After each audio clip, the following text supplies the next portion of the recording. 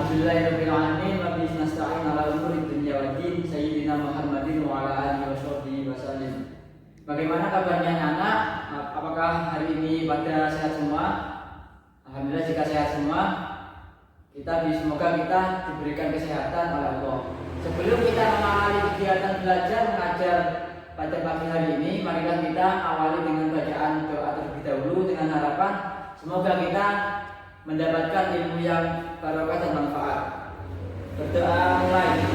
Bismillahirrahmanirrahim. Raditu billahi robba wa bil islami dina wa bi Muhammadin nabiyyan wa rasulah. Rabbi zidni ilma warzuqni fahma, amin ya rabbal alamin.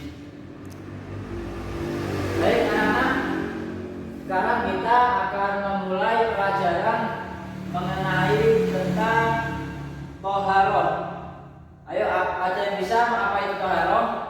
Ya, toharoh itu yaitu berasal dari bahasa Arab yang berarti at-tohar, atau yang berarti suci.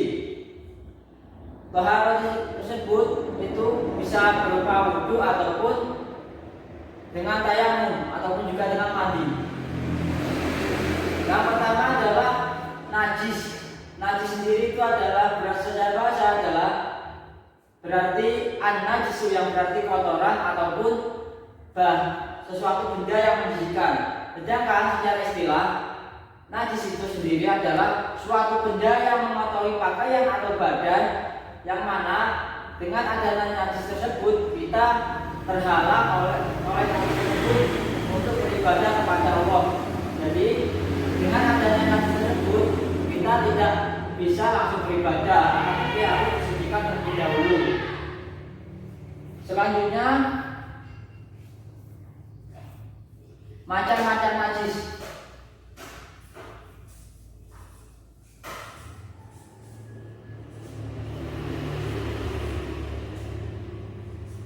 Macam-macam najis itu ada tiga. Yang pertama adalah najis mukhaffafah.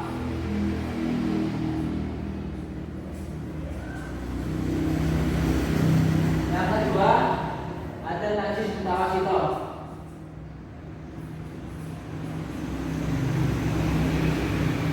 Dan yang ketiga itu ada najis mughalladhah.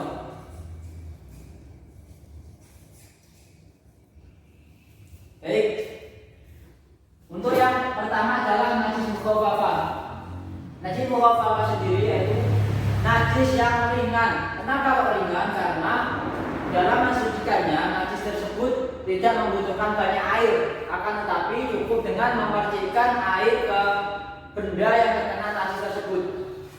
Contohnya dari najis mukhaffafah sendiri adalah air kencing bagi laki-laki yang belum berumur 2 tahun, yang tidak makan selain minum air susu ibunya. Yang contoh najis yang kedua adalah najis mutawassithah. Nah, dari yang ringan yang kedua adalah najis mutawassithah. Najis mutawassithah sendiri adalah najis yang sedang. Contohnya dari najis mutawassithah sendiri adalah kotoran ayam, kotoran hewan, dan kotoran manusia. Mengapa kok dikatakan najis sedang? Karena untuk mensucikan najis mutawassithah sendiri itu tidak terlalu sulit dan tidak terlalu mudah, cukup dengan menggunakan air. Macam najis mutawassithah itu ada dua, ada yang hukumiyah dan ada yang ainiyah. Yang hukumiyah sendiri yaitu adalah yang di mana najis tersebut kita tahu bahwa di suatu benda itu terdapat najis, akan tetapi tidak kelihatan. Sedangkan airnya, air berarti mata, berarti najis tersebut terlihat oleh mata panca indera. Yang selanjutnya macam-macam najis yang ketiga adalah najis mughalladhah. Najis mughalladhah sendiri adalah najis berat. Mengapa kok berat? Karena dalam mensucikannya itu tidak cukup hanya menggunakan air saja, akan tetapi harus dicampur dengan debu. Contoh dari najis mughalladhah sendiri adalah babi ataupun anjing dan sesuatu yang keluar dari hewan kedua tersebut. Maka ketika kita terkena anjing ataupun terkena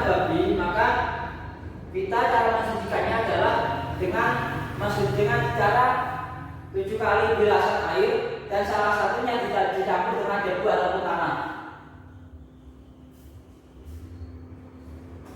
Selanjutnya pengertian definisi dari hadas. Hadas sendiri yaitu secara bahasa berasal dari bahasa Arab yang berarti al-hadasu.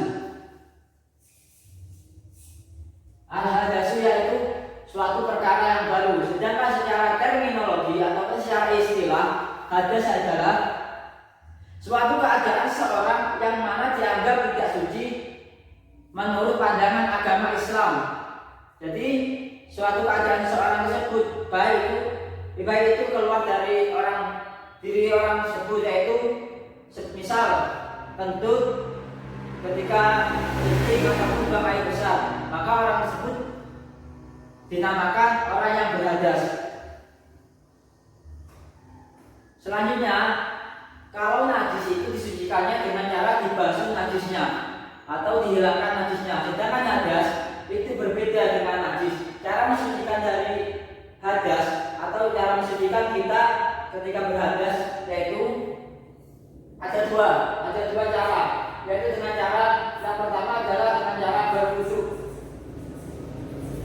dan yang kedua dengan cara tayamum. Yang pertama adalah dengan cara wudu. Wudu sendiri adalah suatu kegiatan bersuci untuk menghilangkan hadas kecil. Seperti misal ketika kita habis kentut ataupun kencing ataupun buang air besar, maka mensucikannya dengan cara berwudu. Syarat-syarat sah untuk berwudu itu ada 5. Yang pertama adalah harus Islam. Maka selain orang Islam, ketika melaksanakan wudu itu tidak akan diterima. Yang kedua harus sudah memayis. Apa sih memayis itu? Yaitu seseorang di mana orang tersebut sudah bisa membedakan antara hak dan yang batil, atau antara yang jelek dan yang baik. Yang ketiga syarat sah wudu adalah memakai air suci dan mensucikan.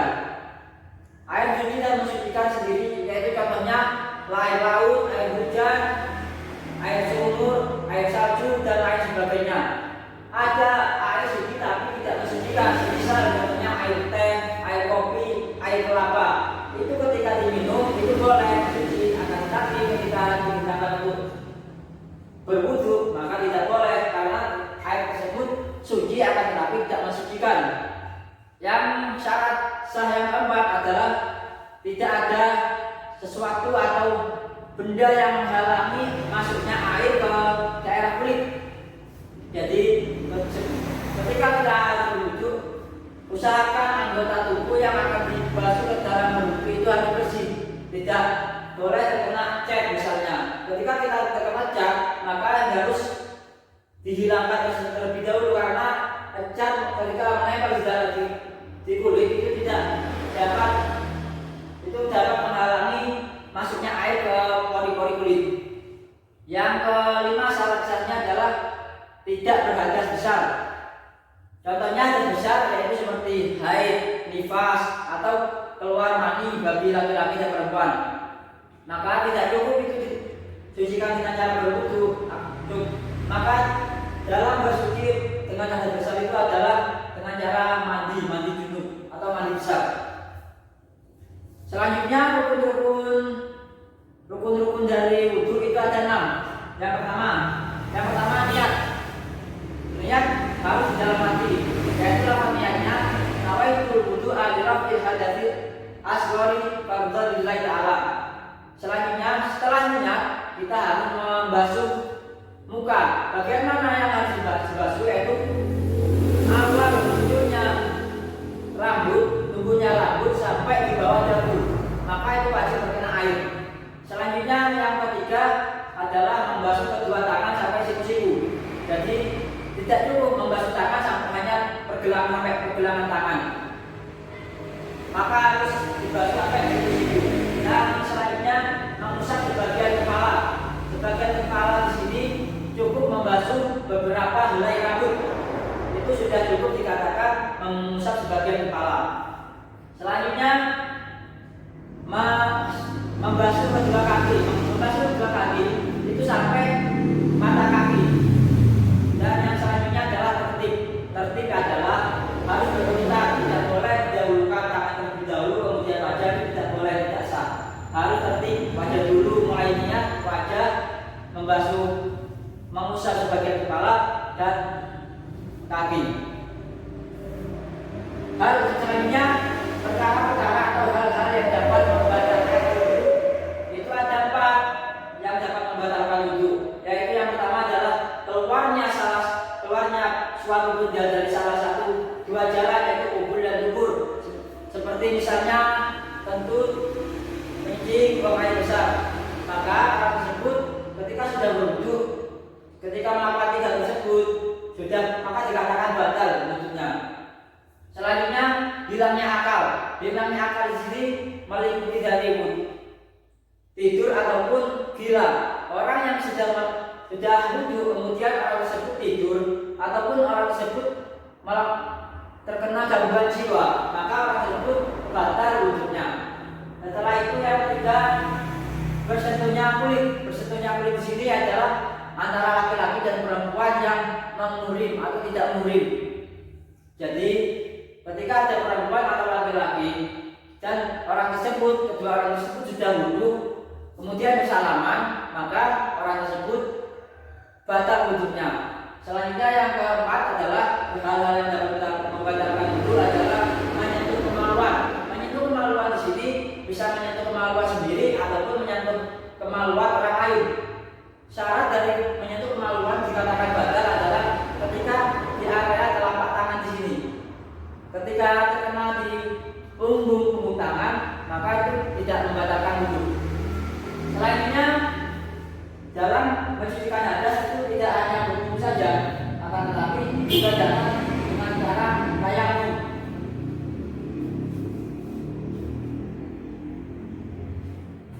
Apa sih tayamum di sini? Yaitu tayamum berasal dari bahasa Arab yang berarti at-tayammum, yang artinya menyengaja atau bisa disamakan dengan lafaz al-qasdu, menyengaja dengan tujuan. Sedangkan secara istilah, tayamum adalah pelaksanaan mengusap wajah dan mengusap tangan dengan menggunakan debu yang suci sesuai rukun-rukun dan syarat-syarat tertentu. Kemudian syarat-syarat orang bisa dikatakan tayamum. Syarat-syarat tayamum, diperbolehkan tayamum itu adalah, yaitu yang pertama sudah masuk waktu sholat.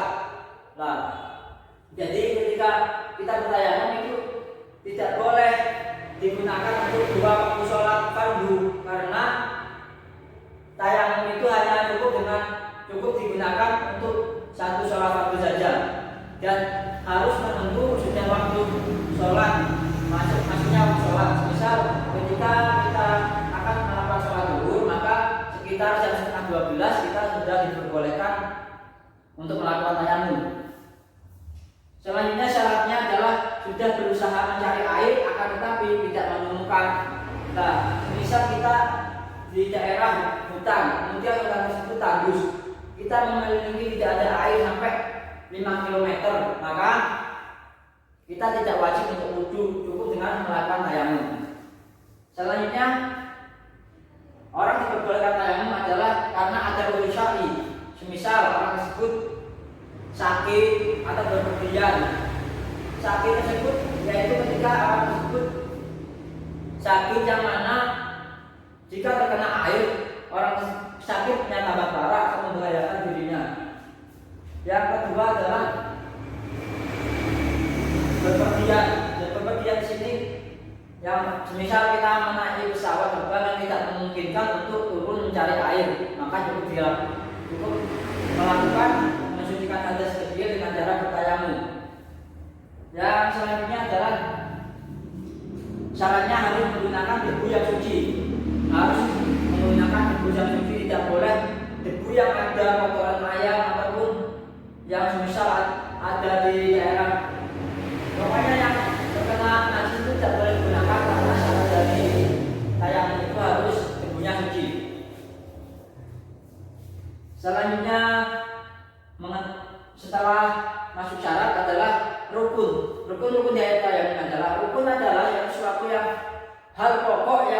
dilakukan, tidak boleh ditinggalkan. Ketika salah satu ditinggalkan, maka suatu perkara pekerjaan tersebut akan tidak diterima atau batal. Rukun yang pertama, rukun tayamum adalah niat. Niat sendiri dilakukan di dalam hati, wajib di dalam hati, dan disunahkan talafuz bin niat atau mengucapkan niat. Niatnya tayamum bagaimana? Yaitu nawaitu tayamum al-istibahah sholati fardhu lillahi ta'ala.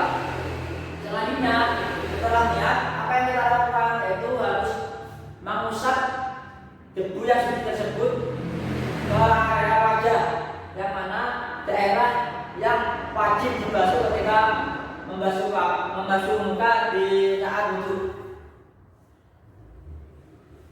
Setelah mengusap wajah di sini itu harus cukup mengusap saja, tidak membasuh dengan debu, karena tujuan kita itu adalah tayamum, mengusap wajah, tidak menggunakan bedak dengan tayamum dengan debu. Selanjutnya mengusap kedua tangan sampai siku-siku. Jadi ketika kita bertayamum itu harus tidak boleh lepas dari tangan, lalu tidak boleh lepas dari kulit. Ketika kita mengangkat tangan dalam mengusap wajah atau mengusap tangan, maka itu sudah menjadi mustakmal atau tidak bisa diteruskan ke tangan selanjutnya. Selanjutnya syarat rukun yang keempat, yaitu adalah tertib. Dari tertib berurutan, dari mulai niat mengusap wajah dan mengusap kedua tangan itu harus berurutan, tidak boleh mendahului atau menyalangi. Selanjutnya adalah sebab-sebab tayamum. Sebab-sebab tayamum itu ada dua. Yang pertama adalah karena sakit. Yang pertama adalah karena sakit, yang kedua adalah sulit mendapatkan air. Karena sakit di sini yaitu di mana orang tersebut ketika terkena air, maka orang tersebut sakitnya akan bertambah parah atau membahayakan kondisi fisiknya. Sebab yang kedua adalah dikarenakan sulit mendapatkan air. Nah, misal kita ada di daerah gurun, kemudian kita sudah berusaha mencari-cari sampai beberapa kilometer tidak menemukan air, maka hal tersebut diperbolehkan bertayamum untuk mengganti dari wudhu. Selanjutnya hal-hal yang dapat membatalkan tayamum itu ada dua. Yang pertama adalah segala yang membatalkan wudhu itu termasuk ke dalam sebab membatalkan tayamum. Semisal ketika kentut, kencing ataupun buang air besar itu dapat membatalkan wudhu, maka ketika kita tayamum maka itu juga dapat membatalkan tayamum juga. Setelah itu yang kedua adalah mendapatkan air sebelum waktu sholat. Ketika semisal di daerah gurun tersebut sudah melakukan pencarian, ketika sudah masuk di waktu sholat turun hujan, maka tayamum orang tersebut batal dan harus menggunakan air untuk menghilangkan hal kecil dalam, dan air tersebut digunakan untuk wudhu. Mungkin penjelasan dari Bapak begitu, cukup sekian. Nah, itu merupakan beberapa dari macam-macam najis, cara mensucikannya, dan harga dan cara mensucikannya juga. Bagi anak, jadi untuk anak-anak bisa dipelajari atau bisa dipraktekkan nanti atau besok. Karena waktu kita terbatas, cukup sekian materi daripada saya yang dapat saya sampaikan. Kurang lebihnya mohon maaf sebesar-besarnya. Sebelum kita mengakhiri kegiatan pembelajaran fikih pada hari ini, marilah kita akhiri dengan bacaan doa kafaratul majelis dengan harapan apa yang kita kerjakan, apa yang kita pelajari pada hari ini bisa bermanfaat dan bisa barokah dan bisa